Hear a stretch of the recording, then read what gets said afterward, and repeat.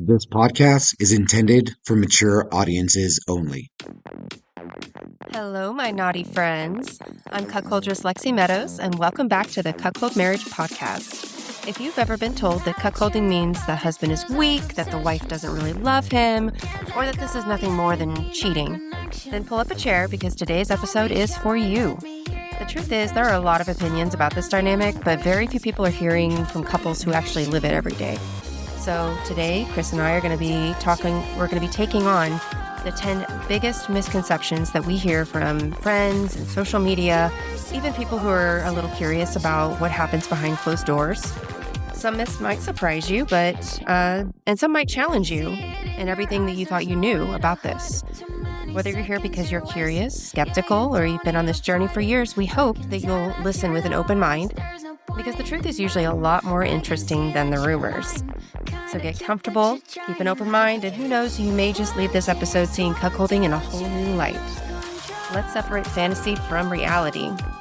But before we jump in, I do just have a few quick housekeeping items. First of all, thank you so much for making the Cuckold Marriage Podcast part of your week. Whether you've been with us since the first episode or just joining us today, we so appreciate you being here. If you're enjoying the show, the best way you can support us is by following or subscribing, leaving us a 5-star review, and sharing the podcast with someone you think might benefit from it. We also love hearing from you guys, so please send us your questions, your stories, your ideas through fan mail. And there's a good chance that we'll even feature your question in an episode. If you're looking for more of us between episodes, be sure to visit cuckoldresslexie.com, and there you'll find coaching information, links to all of our content, and ways to connect with our amazing community. Now, enough for the housekeeping. Chris, are you ready to bust some myths? I am so ready to bust some Miss Lexie. This episode has been on our list for a long time of things to do because we hear these misconceptions over and over again, and some come from people who are genuinely curious. You hear them on our fan mail. Some come from social media. Some come from people who have never spoken to a real couple living this dynamic, so they're just maybe getting all their information from the internet or forums or cuck porn or that kind of stuff. So today we're going to walk through 10 of the biggest myths that we hear and explain how we've experienced them in our own personal marriage. Now, remember, every relationship is different. We're sharing our own personal experience and perspectives, not speaking for every couple. Before we get started, though, wanted to give a little quick shout out to one of your fans, Lexie, one of your cucks, who is part of what you call your Velvet Rope Society, right? On your Fansly. So this guy was nice enough not only to take good care of you, but he actually got me a gift. What a nice cuck. So nice. Thank you so much for thinking of me here. I've had my eye on this pair of shoes that I'm going to use that gift for. So thank you. We really appreciate you. Yes, we do. And everybody who really supports Lexie and everything that we do. So let's get into the episode now. So the first myth, so we're going to break down 10 different myths. And so I'll kind of tee them up for us, and then we can both talk about them. So the first myth I want to break and bust is that the husband is weak. So Lexie, kind of when you hear that off the bat, the husband is weak, what does that make you think, in terms of this dynamic? It makes me think that the people who think that are men with a bit of toxic masculinity that rather than understanding anything, they just look down and just want to put people down. If it's fine if you want to do absolutely no research whatsoever on a dynamic or a lifestyle. But if you don't want to do any research, then just keep your mouth shut. Like, we don't want to hear it. So the people that think this way they're just honestly typically clueless about it, because there is no greater strength than submitting and giving up control to someone else. Like, you can't be weak and do that. We've talked about this before. Like, it's just impossible. Yeah, and one thing that I've been asked is, do we ever worry about what other people would think, in terms of the husband being weak? And I mean, honestly, yes. I mean, how could you not? We're human beings. We're not robots. So, I mean, those kind of things do cross my mind, is, people are going to think I'm weak. It's just, It's just It's not so far true. from the truth. It's just like patently false. So yeah, I think that's one of the biggest misconceptions is that and not only that, but like the data that you see with all your coaching like shows that, right? Because most of the guys you work with who identify as cucks are in like power jobs and They stuff. really are. Like it's more common than not. They're in charge of everything. They're high up there. They have a lot of responsibility. They have a lot of people underneath them. All they do all day is exercise control and make decisions. And so, these men are not weak. They're strong. And I think that a lot of the men that would say, though they must be weak, aren't strong enough to do this. They wouldn't be strong enough to give up control like that because it takes strength to do it. Right. So the next myth that we have is that the wife doesn't love her husband. So you wanna try to bust that myth, Lexi? Do you not love me anymore? So yeah, that's a bunch of BS. Love and exclusivity are not always the same thing. You can love someone with your whole heart and still have sex with other people. Yeah, it's sex. They're not mutually exclusive. It doesn't mean that I have the same relationship with a bull that I do with my husband. The marriage and the relationship that I have with my husband is the foundation of everything. And, I could give this up tomorrow and not have any more bulls ever again, and I'd still be okay because I have my husband. There's we have emotional intimacy, and that's what keeps us going strong. Who I sleep with has nothing to do with that. So what do we do kind of to protect our marriage, do you think? Especially in this kind of dynamic, which can be I think the communication is the number one thing we Yeah, do to protect our marriage, don't you think? absolutely. Honesty, openness, communication. Like we know what each other is thinking about everything. Right. And I think that that's the critical piece of the dynamic is just having that open dialogue. I think that solves for protecting a lot of stuff. If you can be honest with your partner about how you're feeling, about we probably share more with each other than the average married couple would be my guess. Is that just the level of emotions we share with each other and all that stuff, and the marriage remains our foundation. Yeah, but I also think that this dynamic has helped facilitate that. I think that if we weren't doing this lifestyle, maybe we wouldn't be as open and communicative with each other as we are and have to be in order to do this. Yeah, I think so, and I think a part of it is this lifestyle has a lot of how can I put this mildly, honey? It has a lot of kinky shit that goes with it, right? And so a lot of times when you have those kind of ideas or those kind of fantasies or whatever, a lot of times those needs go unmet simply because one of the partners just doesn't want to talk about it. They're just too embarrassed or they don't know how to bring it up or whatever it is. And it may not even be a sexual topic. It may just be something that is just there on the surface, that underneath the surface that nobody wants to bring up. We bring those things up. And I think that makes us a stronger couple. Yeah, this relationship, it does create the possibility for a lot of little landmines here and there. And if you're not being really open about everything right when it's happening and talking about everything honestly, you might step on one of those. And so we avoid them entirely by being so open and honest about things. Yeah, and I think that's a critical thing in terms of anytime you're within any kind of different kind of relationship dynamic is addressing issues as they come.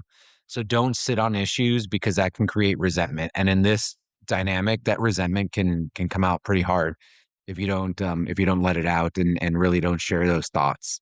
Yeah, and I guess I shouldn't say that we avoid the landmines altogether because that's not entirely true. We tackle our share of instances where maybe things aren't perfect, and but we handle it, as best we can, and we couldn't do that successfully if we weren't so open.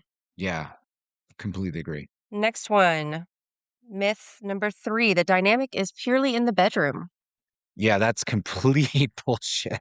The bedroom is actually probably it's the smallest part of what this dynamic is, at least for us. Do you agree with that, honey? Yeah, absolutely. I mean, we there's so much that goes into the dynamic, there's teasing that goes on long before anything happens in the bedroom, long after anything has happened in the bedroom. Um, there's aftercare, there's just so much. There's a lot of people do a lot of role play and things like that in addition. Um, I don't think that you can I mean, some people do, excuse me, they do relegate this solely to the bedroom, and that's fine. If that works for them and they only want this to be a bedroom thing, that's fine. But that's not how we live it. We live it outside of the bedroom as well, because it's fun. And I find pleasure in just randomly teasing Chris and making his jaw go slack. That's the best part. And it really is. I mean, if you ask the question like how much time do we spend talking versus actually playing, it's like a 90-10 split. I mean, do you think that? I mean, Yeah, something like that. the vast, vast, vast majority is us just with each other playing within this dynamic and having that fun. I mean, 10% of the time it is involving the actual bedroom activities, but that's not the foundation of it. That's it's really not. Between you and the bulls, it's probably a little more than 10%. But Yeah, well, I mean, don't forget, I'm having more sex than you are. that is true. You're having a lot more sex than me, but I meant when it's just us. Oh, okay. Yeah, when there's nobody else, it's like a 90-10 split. Like and most of the time, it's just us. Yeah. Yeah. So the next myth that we need to bust is that every cuckold husband secretly hates this. I I don't think so. The number of guys who actually reach out to you. Here's one thing though that I find interesting is we've gotten several guys who have reached out, and I think we need to do a whole episode on this one, but several guys who have reached out and said, this fantasy started after I got cheated on. I think that's a whole separate topic that we need to like table That's also the next one. for another discussion. But yeah, I think we can discuss a little bit about that. But I think that's like deserves a whole episode of how this fetish can come after you get cheated on and all that kind of stuff. But no, I don't think that husbands secretly hate it. I mean, having jealousy is normal. Do I get jealous when you're with somebody else? Hell yes. Like, really jealous. But like, that's part of the fun. Like, the mix of emotions are normal. The excitement and anxiety, they happen at the same time, they exist at the same time. And this is where we actually need a lot from from the hot wife, from the cuckoldress, because like you've almost got to have this like spidey sense of when it's almost like getting too much for us, and like helping us process those emotions is are like totally healthy because all those like emotions do still happen, but that doesn't mean that I don't enjoy this ride. Like I asked for this ride, and you just said a few minutes ago if we wanted the ride to end, like it could end. But it's fun. Have I struggled at times? Like, sure, I've struggled at times, but I think any relationship dynamic you might struggle. But sure, of course I've struggled at times with this, but then we reconnect and it's like so much better. Normally the struggle happens like while it's happening. When you're already home, like that's like when the struggle kind of ends, if that makes sense. I don't know. Does Hmm. that make does my ramblings make sense right now? Yes, yes, makes sense. You got it. So the next kind of myth is that the bull is actually stealing the wife. What are your thoughts on that one, honey? So, like, I know that this is a possibility, but I don't think it's the norm. And I think we're going to talk more about this toward the end. But you know, the bull, a lot of times, well, different people have different relationships. So, a lot of couples have rules and boundaries, and this is one of the many ways that boundaries come into play, and they're very important. Because lots of couples have rules that say you're not allowed to get, emotionally attached to the bull, which we talked about before. There needs to be some give and take with that because it's pretty hard to have sex with someone, especially repeatedly, without developing some feelings, but it's very different from like love feelings, butterflies, things like that. Those are very different feelings. So a lot of couples will have a rule like no butterflies, no falling in love with the bull and everything.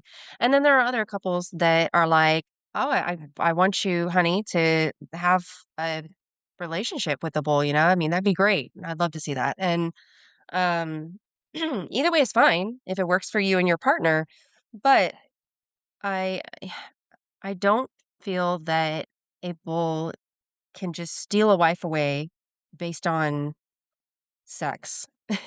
You know, I mean, I hate to break it to you guys, but we require more than that. Hmm. We need so much more in a relationship, and a guy could fuck us upside down every which way from Sunday, be the best sex of our life, leave us just in a trembling mess. And our thought is not, gee, I need to run away with this guy so I can continue having this sex. That's just it's not enough. Like having a well-working dick is not enough. So the marriage is still, if your foundation is strong, if your relationship is strong, then this should not be a problem. If this is your relationship's last dying gasp, then maybe this is not a good idea to enter into the relationship if things are already so far on the rocks. But I think if you have a healthy, um, respectful relationship and you love your partner, um, I don't think that this is a big risk, especially if you're open and honest, talk about things as they come, and sometimes maybe you need those boundaries. Yeah, and I'm kind of laughing as you were saying some of this because I mean, just the other night you met a guy and you had a bull and you showed me a text message you had sent to him that where you were giving him your number and you said, "This is Lexi, I like you." And and so like what that told me is like, I mean, I wasn't there. What that told me was at that moment you were like having feelings for this guy. So, I was making googly eyes. I don't know, like, I don't think I had real feelings, but that but I mean, I like you is not I want to fuck you. I Like didn't know what else to say. Like, I felt like I needed to say something when I was, like, texting you my number, so I don't know. but either way, like I know making googly eyes or whatever, like that's going to freaking happen. Like it is what it is. And I think that if you are part of like a poly relationship, like that's just to be expected, is that you're going to have feelings for multiple people. So it may be different within the context of this. And you can be multiple things. You might have a cuckolding dynamic where poly is okay, where like I'm okay with Lexi forming some semblance of feelings with guys. Like I don't feel threatened. I don't see another guy as a competition. I don't think that you're going to leave. And I said this on one episode. I just I hope you always find a guy that fills gaps that I don't have. Like, like I was talking about like snorkeling and that kind of stuff. Like I don't like that stuff. Like I'm not an outdoorsy person. I don't. So when I think about what I hope for you when you find another guy, it's stuff that is a guy who's almost a little bit opposite than me in ways that would be fun for you and where you would get to enjoy just just kind of a little bit of variety. Does that make sense? Mhm. But I don't see that as competition at all. I guess if there was a bull who was kind of a dickhead, I might. So I would have a real problem if you were with a guy who was actually kind of a dick, versus like outside of the dynamic. Like when you're in the dynamic, fine, there's teasing or whatever and that kind of stuff. But if they were like actually a jerk to me, not nice to me, not wanting to talk to me, I think that would be a bigger issue for me. What do you think? I would never, ever be with a bull that treated you badly. Like, I don't care what his qualities are, that's an automatic no. Yeah, I can't see that either. And so every guy that you've been with that I've actually met has been like super cool with me. Mhm. And like I'm super cool with them and I just like don't have an issue. Like we're just cool. So anyways, that's why I don't feel a threat. So the bull is not going to steal the wife if you actually have a good foundation of your marriage. Your wife's not going anywhere. So you've been thinking about it. But turning fantasy into reality takes more than curiosity, it takes direction. I work with couples and individuals to guide you through the conversations and dynamics that make a cuckolding relationship actually work. Those first conversations and introductions to your fantasy are especially critical. Done right, It changes everything. Done wrong, it can break it. If you're ready to do it the right way, book time with me at cuckoldresslexie.com. Next one, number 6, is that it's just basically cheating. That's a myth. In fact, it's the opposite. I mean, cheating involves deception, and it's intentional deception, and going behind your partner's back and doing something that you know that they would not approve of. Um, this is the opposite of that. This is openly talking to your partner about it, both of you being on the same page and agreeing fully. No one's being manipulated. No one's being pushed into it, or guilted into it or anything like that. You're both, eyes wide open, aware of what's going on, fan of it, on the same page. Um, this dynamic, I mean, it thrives on transparency, and so it's very much nothing like cheating, in my opinion. What do you think? Yeah, I couldn't think of anything that could be more opposite than this and cheating. I mean, cheating would that would actually be really hard to take.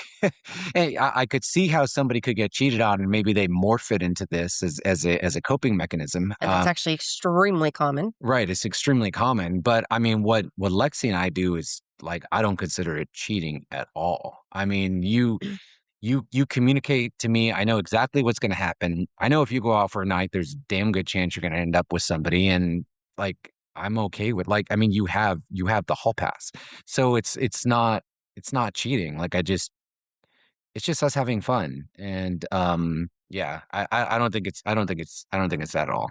Yeah, and I mean, even like, I don't have to. Some couples have different rules. I mean, we all have different rules. So some couples have the rule that it must be talked about with the husband or partner beforehand. Otherwise, it's cheating. And that's fine if they both agree to that and that's what they'd want to set their parameters as and define it as. But like, in the example of the other night, um, I didn't know for sure what was going to happen that night. And had I, had sex with a bull like I did and then just not told Chris and said, "Oh, no, nothing happened." That's cheating, Right. so, I don't have to have permission beforehand. It's already given. It's already implied from Chris, but, um, he is always, kept in the know, and we always talk about it, and I tell him everything. So, again, transparency. Yeah, we don't keep anything from each other. Like I can't imagine lying to you about the smallest thing. And I think that's what makes our relationship great. So the next myth, the husband can't satisfy his wife. I mean, it's not true in all situations, but in some it might be, and in some the cuck actually gets off on that, like, actually likes that. Like, that's part of the fantasy, that's part of the fetish is, I can't satisfy my wife, so, a bigger, stronger bull is gonna do it. If that's part of your kink, then, like, good. Like, but if it's not part of your kink, like, it's not part of ours, like, I know I can satisfy you-ish. Maybe not to the length of time you need. That's what toys are for, honey. That's what toys are for, exactly. That's why, guys, use the make sure she reaches the goalpost before you even get on the field. That's my theory. But yeah, I don't know. I mean, what are your thoughts on this myth that the husband can't satisfy his wife? Well, I think you hit the nail on the head. Like, in some cases that is true. It might be, but that's, and that can lead to part of the fetish. But that's not true in all situations. There are some couples are pussy free, PIV free, um, and some are very much not. And the ones that are not, maybe she's satisfied, maybe she isn't. But nothing is the same for everybody. Everyone's different. And it shouldn't just be assumed that because a couple is leading a cuckold lifestyle, that he's not capable of pleasing her and satisfying her in bed. Because that's a, major assumption. Um, and novelty and love can coexist. Um, I'm satisfied with Chris, but I also enjoy variety and I enjoy newness sometimes. And so this allows me to scratch that itch and still, be fine and have sex with Chris as well. And I love that for you. I love that you get to scratch that itch and have the variety and all that stuff. And I mean, it's not like that for me. Like I don't like I just want you. I don't want variety. Oh, But that's what in my mind, that's what this kind of dynamic is I just don't have the need for that, right? I don't want it. But I like that you get it. that's And good because I will Lorena Bobbitt your ass. I mean, like, we we won't have to worry about you doing that because I'm good just with you.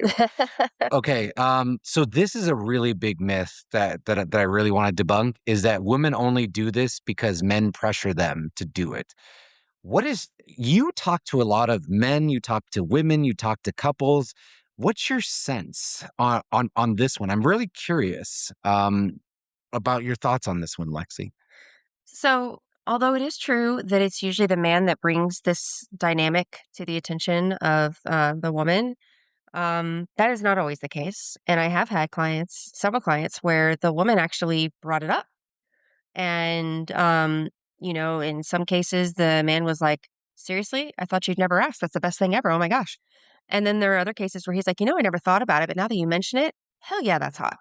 Um, but just because the men are typically the ones that bring it up, that doesn't mean that they are pressuring the woman. Some do, and that's bad. Men don't do that. Like, how would you like to feel pressured to do something if she happens to not be into it? How would you like to feel pressured into something that you're not into? Um, but women don't need to, be pressured into it. Usually the women that do this, there's a lot of benefits to being a cuckoldress. And so saying that we only do this because we're pressured into it is not true. Um, being a cuckoldress has a intoxicating power to it. We enjoy being able to make you guys squirm with just a word, just a sentence whispered in your ear, just a tease, like showing you pictures of our encounters, like we love having that effect, such a strong effect on you guys. We love being in charge. We love, um, again, getting that variety, getting that novelty. Um, the women that do this, they're usually not doing it from pressure from men. They're doing it because they want to. And the ones that do end up trying it and try to do it as best they can because they're being pressured, it doesn't work out well. Like, that's not a happy ending in the making. I agree. And my favorite ones are the ones that where you are having so much fun with somebody else that you forget that I exist. So you're not, in other words, you're not doing it for me, like at that moment Right. in time. You know that I enjoy it, but I'm almost like an afterthought because you're engulfed in somebody else. And so that to me shows me that you're not, it's just not all about, hey, I'm just doing this for my husband. Like you're Mm. actually getting something out of it, which is what I want. I just really want you happy. Uh, Next one, it's all about humiliation. yeah, I mean, it depends. For some couples, humiliation is like a really big part of the cuckold dynamic. And if you were to, if your view on cuckolding is just what you've seen on the internet and porn and Reddit forums and that kind of stuff, you would think that every cuckold couple is into humiliation. For us, that's just not the case. We're very into teasing, but I wouldn't say we're into humiliation. Would you agree with No, that? yeah, I don't think that there, I think that there's a humiliation aspect in general to this whole thing that's just naturally in it and ingrained in it because it is the wife having sex with a different person other than her partner, her husband.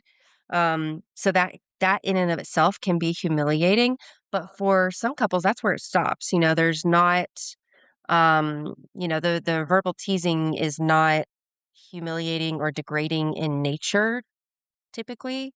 And then there's others where it absolutely is, and it can be, to someone, a normie on the outside hearing it, they might cringe and be like, "Oh my gosh, did she say that?" And, you have to assure them, "Oh, no, she loves him. Don't worry." You know, this is love talk. It's our love language. Love language. Teasing is our love language. Me using all of these horrible things. Yeah. So I think that, for a lot of people, and I mean the men that do enjoy humiliation, they don't just enjoy it, like they eat it up. It's the best thing. Um, Yeah, not knocking the humiliation. If you're into that, like, go for it. Have fun with it. Make sure that you all are you have your boundaries in place, you're communicating. If something does hurt, like, have some kind of a safe word mhm. so your partner knows, "Oh, that actually stung." Yeah, in that case, I really think the green light, red light, yellow light works well. Because guys, we are not us women. We're not psychic. We're not in your head. So it's hard for us. We're working the tightrope, trying to do a balancing act and figuring out how far to push you, and what to say and how harsh to say it. And so, help us out a little bit beforehand. Let us know, kind of give us some ideas of what would be cool with you, and um, what would be off limits. That Having that conversation first is vital for really, successful interactions. But also while it's going on, again, we're doing our best, guys.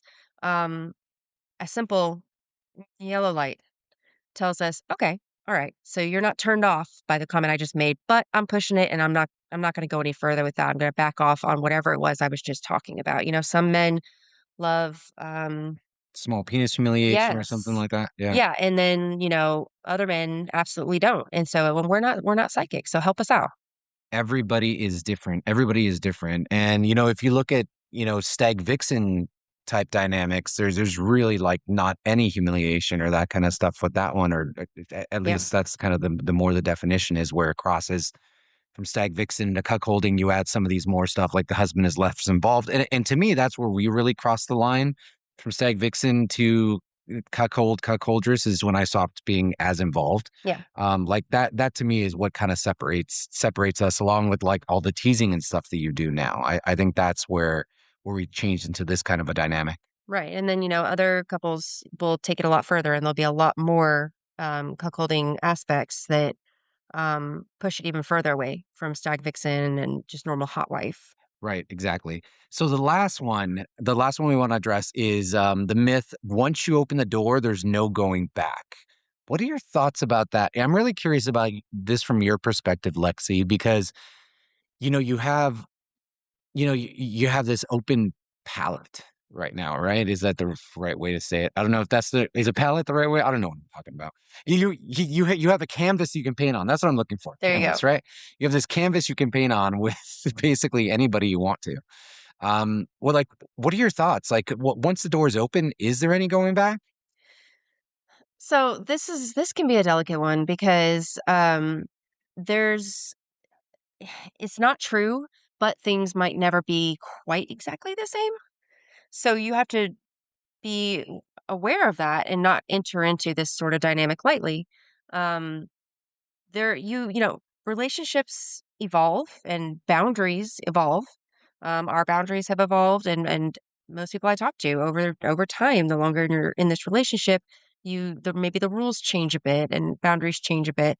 But there's nothing that says that once you do this, you can never stop. And it's now, this is your life and this is your dynamic. Welcome. You are free to try something out. And if it works for you, great. You might want to do it another time or 50. But if it doesn't work for you, then you can, if you're feeling uncomfortable closing the door entirely, shutting it, just put it on pause and say, I maybe let's take a little break. I'm not quite sure how I'm feeling about this. Um, I'm not, sure it was exactly what I thought in my head, and now that we've done it, maybe this is how I feel. But there's no rules that say that once you've done this, that your whole entire relationship is changed forever and you can't go backward. And that's not true. You absolutely can stop and still have a perfectly happy, healthy relationship that never involves um, cuckolding or even kinky relationship dynamics again. That's fine. So you're saying we're not going to be doing this at the age of 95? Oh my gosh. I don't know. I don't know, honey. I know I completely agree with you. That I think you can always stop, you can pause, you can change dynamics. I mean, there's so many fun things that you can do. G- g- Do I think that you can go from this to like a completely vanilla relationship? Yeah, like I think it's possible. Do I think it's likely? I mean, I don't know. I have no idea. But I mean, you all have to take that individually. But I think it is possible that, you know, things can change. Yeah, and here's the thing though, if you happen to be the partner that brought this up and really, really wants this, maybe you've wanted it for a long time and you have wanted so badly to get your partner into it, and oh my gosh, miracle of miracles, you actually got him or her to do it. And then they're like, you know what? I tried this and it's not for me. You are going to have to, love your partner enough to accept their answer and where they stand and not pressure them, push them, manipulate them, guilt them, anything like that. Like, if they gave it a try for you and they are not feeling it, then, just you got to be happy that you had that one experience and um, you know, don't be resentful. Be happy that it happened and that they were willing to step so far outside of their obvious comfort zone in order to make such a leap. Um, but you have to be willing to stand by your relationship because the relationship is what matters most, not the lifestyle. Amen. All right. Let's go to now. That was a good discussion. I like that. I hope that we busted some myths for some folks and help kind of set you up for kind of just sorting some of these thoughts out as we kind of talk through them too. So let's go to some listener questions. So one was emailed in, and then we have a voice one.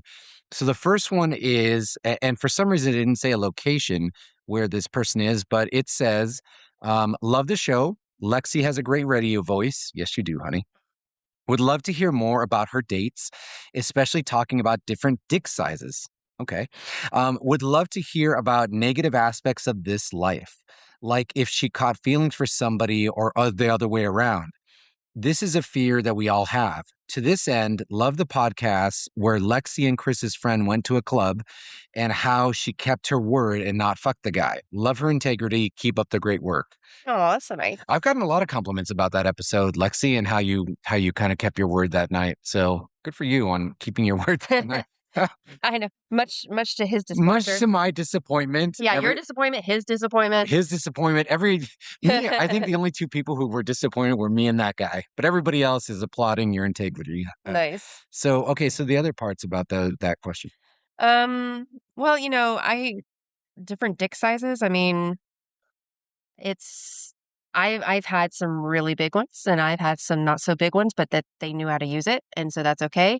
The really disappointing ones are the ones where it's not an impressive size and they don't know what the fuck they're doing. Those are never fun, and Chris doesn't like those either because then he's like at home just waiting, practically wagging his tail, like, tell me how it went," and I'm like, mm, Yeah, when it's yeah, when it's bad, like yeah. that's such a letdown It's such a letdown for all involved. for everybody. Yeah, but negative aspects of this life, like if she caught feelings. So I have not I've had some like little mini crushes, right?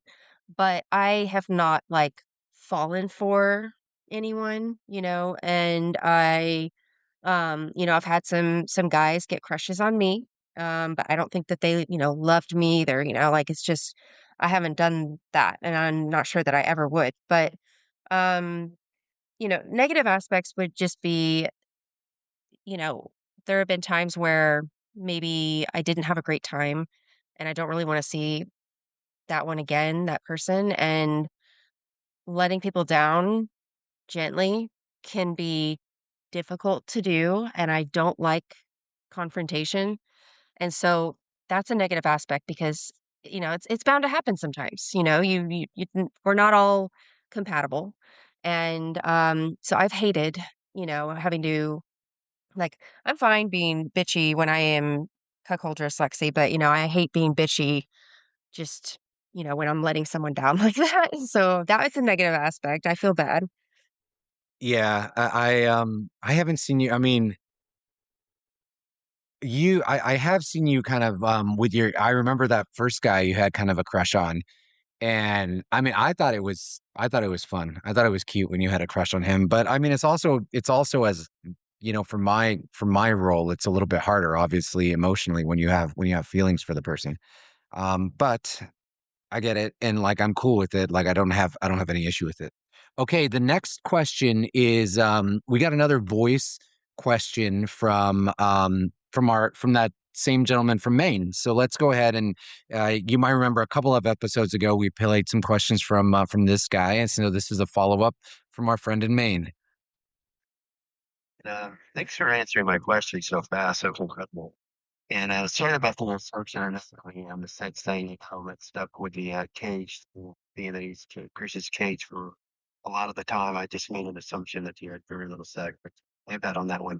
So this question is more or less to based on: do you have a boundary set for not having a relationship with a bull outside of marriage?